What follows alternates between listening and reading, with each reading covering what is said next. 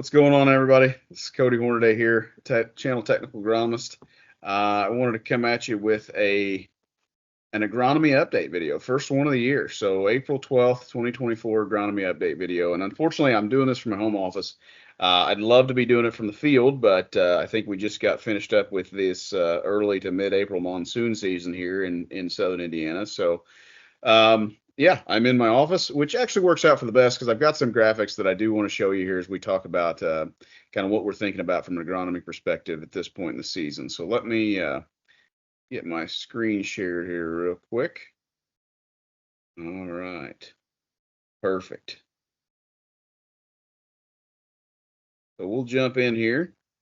So I think, as far as what's at the top of everybody's mind, it's going to be weather, right? I mean, we're staring down the barrel of being extremely wet for this point in the season. The good news is we did replenish a lot of our subsoil moisture here in the last 2 weeks. I know that was a concern for many folks.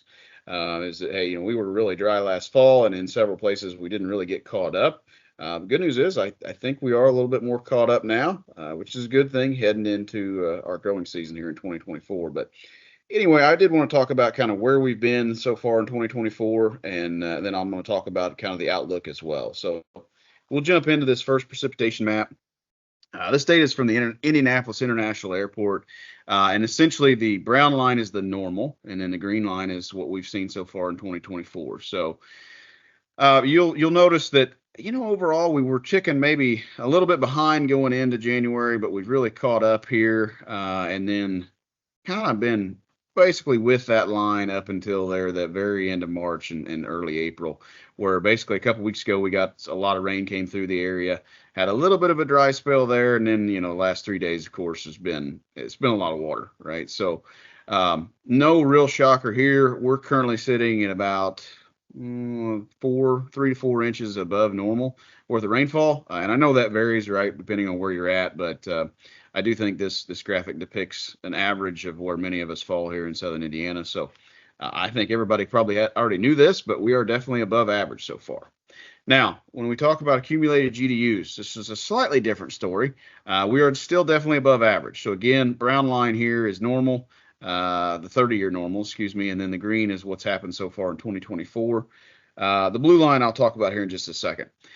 So with the green line, this is no shocker to anybody. We were very warm through that last part of February. You think about Farm Show there at the end of Farm Show, it got warm, and really through the middle of March, we had a cool spell there, and then we got warm again, and have been fairly warm since. So currently we sit at about 60 to 80 GDUs above normal, which is a pretty big percentage when you think about we've only accumulated 120. That's 50% above that normal, right? If normal is 120 and we're at 180, that's basically 60% above normal, which is a pretty big percentage. Now, the reason I have this blue line on here is because I know I had some conversations with folks back there in March, and I know a couple people said, hey, this feels a lot like 2012. They said, hey, it's we're warm, we're getting a lot of field work done, we're getting a lot of gas put on, some early burn down went down, early season fertility. There was a big slug of stuff got done then, and even towards the end of March, there was quite a bit of stuff got done. But I know there's a few people mentioned, hey, this kind of feels like 2012. Back then we got a lot of early stuff done too, but just this graph really shows, hey, it did. It did feel a lot like 2012. Now, the one thing, back in 2012, once it got hot, it stayed hot. That's definitely not been the case since that middle of March, but it was just funny. I this popped up and I thought, I had some conversations with folks about that. So interesting tidbit of the day. It did feel a lot like 2012 until about the middle of March, and things cooled off for us here in 2024. So anyway, so from an outlook perspective, this was issued there on April 11th, and this outlook is for April 19th to the 25th. The precipitation outlook looks to be slightly above normal for the southern Indiana area. You get into maybe closer to above normal once you get in the very southern tip of Indiana, but overall, the outlook is that we might have just a smidge more than normal. Certainly not what we want to hear from a fieldwork perspective, but that's what the outlook is saying. So the temperature is also not necessarily what we want to hear. We are tracking, or it looks like the outlook says, hey, we're going to be a little below. There'll be several areas we're going to get close to that near normal depiction here, but probably going to be trending slightly below, at least according to this outlook for that end of April timeframe. So anyway, not necessarily what we wanted to hear, but hey, that's what it looks like. So planting progress. I wanted to update everybody on that. As I looked at it from a national perspective, I looked at the USDA planting progress weekly report, and not a whole lot going on yet. There's been some corn planted as you work south, but still not really enough to register a very large percentage at all.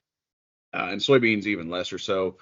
From an Indiana perspective, corn's at 0 and soybeans are at 0. But you see here, I put 0.0001%. We've definitely had a few beans go in the ground here and there back when it was fit. The weather didn't necessarily look great. They went through some cold spells, but the ground was working up nicely. It was fairly dry, and I know we talked to a few people that definitely that put some soybeans in. In fact, some of them that were planted in that very early or late March, I guess, the 24th ish, somewhere around there. Some of those are starting to peek their heads through. So yeah, we'll see how that goes. Right now, they're looking pretty good, I think. So the next couple of weeks are really going to determine how those beans progress. So anyway, overall planting progress is pretty minimal.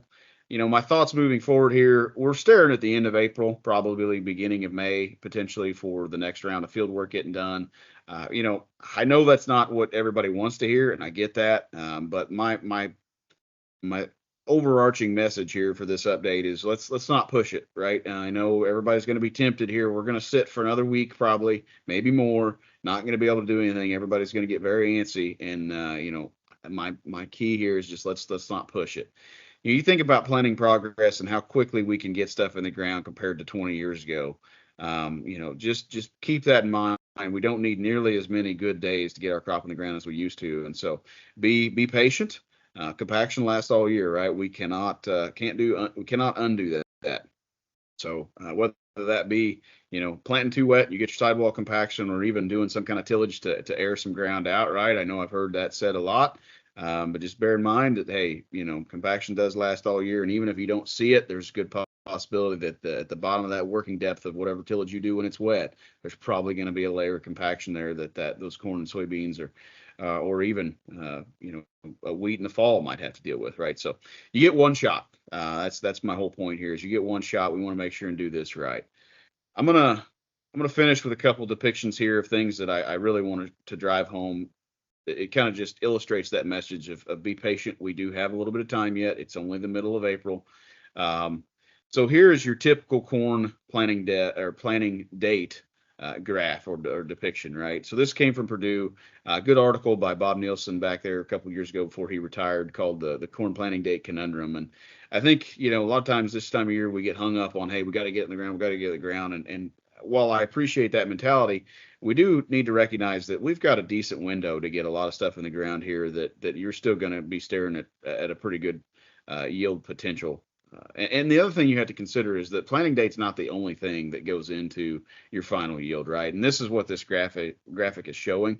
Even a late planted planting date has the potential to be higher yielding than an early planting date in any given year, right? So in a high yielding year, this can still be better than an early planting in a low yielding year. And so moral of this story is as you stare at this, we're probably staring about, right in here the 25th or so before we might be able to get back in areas. And really that's the best time to be planting your corn crop. And even you get out there to the middle of May, even third week of May, this line is still fairly flat. And so my point there is, again, I know it feels like, we're set around for a while, but I still encourage everybody to be patient, make sure you get it in right. Don't push it in because we've still got time on our hands here. This is a similar depiction for soybeans. This is coming from an article I found out in Iowa where they just essentially combined several different planting date studies on soybeans. Now, I will say, a lot of this data is older, and I think more recent, at least impressions, I think would say that there's more of a curve to this than it is flat. But either way, I still feel pretty good about that middle of May. If you get stuff in the ground before then, you're still staring at a high percentage of yield possibility right there. I think you need to get out to that middle, third, fourth week of May before you really start to see much drop off. Ideally we get it in there early. We get soybeans flowering before the summer solstice, right? That's great, but just recognize you're still probably not losing a lot of potential until you get into that middle May timeframe. So again, don't push it. The last thing I'll say is if you are going into um, questionable conditions, you might err on the side of putting soybeans in, right? Soybeans are probably a little bit tougher than corn. They can handle some stand loss, right? They can really branch out and kind of compensate for some of that. But corn is that crop that, hey, it's got to come up right to maintain your potential. So if you happen to find yourself in a situation where you're thinking, might be pushing this a little much, I would much rather see folks push it on the soybean side than I would the corn side. Ideally, you wait till conditions are fit for both. But hey, I'm a realist here, so I know how some of that goes. So anyway, that's all I've got for the first agronomy update of the year.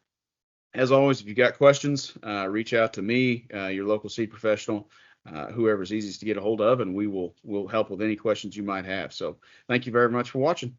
You guys have a great day.